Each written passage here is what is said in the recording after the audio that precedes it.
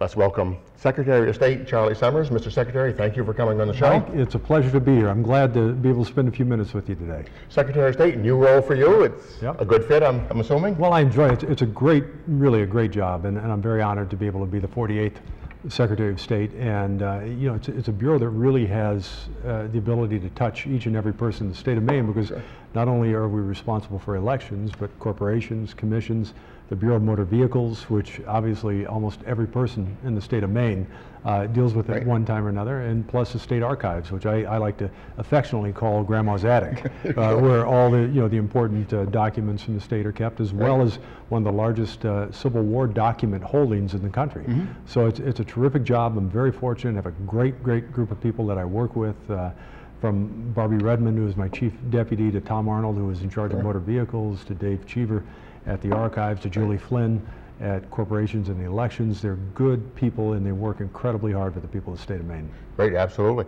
Speaking of motor vehicles and driver's license, some people may be surprised if they go in to renew their driver's license and find they don't have the right documentation. Well, I'm glad you brought that up, because that's one of the issues that we're really out trying to talk about a lot these days. Because a few years ago, when the legislature, actually going back to I think it was about 1993, the legislature decided to lengthen the term of the driver's license from a 4-year license to a 6-year license. Great idea. They could charge a little bit more for the license at the time, but you got a longer period. The difficulty with that is that when they did everybody at the same time. So you would go through periods, 1 or 2 years, where there weren't a lot of people renewing, but then you would hit what we call a spike, where double the amount of people would renew in that year. That was several years ago when those started to show up, and that was, I know a lot of people remember the long lines at motor vehicles and things like that. So that was a little more than upsetting to a lot of people. So what we're in right now, that began on July 1st, is the final spike. All the people whose driver's licenses were extended, they will start coming up for renewal now for the final time. In a normal year, we renew about 125,000 licenses. In this 2-year period, we'll hit about 250,000 licenses. So it's going to double the amount. And in this spike, to kind of complicate matters, the legislature a couple of years ago passed what they call the legal presence and legal residence requirement. So every person that has a driver's license in the state of Maine has to, 1, prove that they are a legally present in the United States, and 2, prove their legal residence. Now you say, all right, well, how do we do that? And if I've had a driver's license for 50 years, do I have to do it? Well, unfortunately, the answer is yes. This has to do with the whole Homeland Security issue, and it kind of grew out of 9/11 and the attacks on the Twin Towers in New York. What people need to do, they have to come to, when they're ready this year or next year to have their driver's license renewed, they come to the Bureau of Motor Vehicles. They need to bring a couple of documents with them. The first document would be something that could prove legal residence, like a passport or a green card or naturalization papers. If they have one of those things, or a birth certificate, they could bring it in with them, show that they were born in the United States. If you have a passport, obviously it would show whether or not you are here legally in the United States. Bring one of those, and they need to bring something that would prove their address. They could bring a power bill. They could bring something that shows their physical address, not a post office box. And that's important because some people are confused. They may have their telephone bill or their Time Warner cable bill sent to a P.O. box. They have to have something that shows their physical address.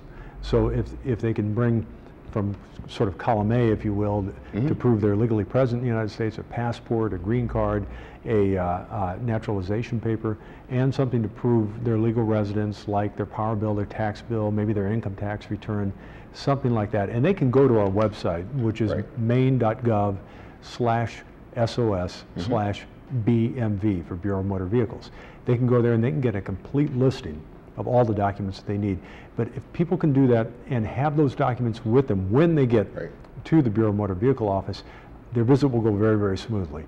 And there's nothing that, and I understand it, being someone who has to get his driver's license renewed as well, there's nothing that is more maddening than when you get there and you have to wait 10 or 15 minutes, and then when you get to the window, someone says, well, do you have your passport and do you have something to prove your residence? And you say, well, gee, no, I don't.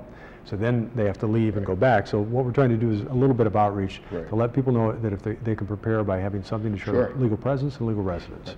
And then I'm assuming when they walk in the door, there'll be big signs. And oh, absolutely. so once they get to the counter, they don't have that. There's no sense getting upset and ugly at the people behind the counter. That's right. It's something the legislature passed a few years ago, and they're just complying with the law.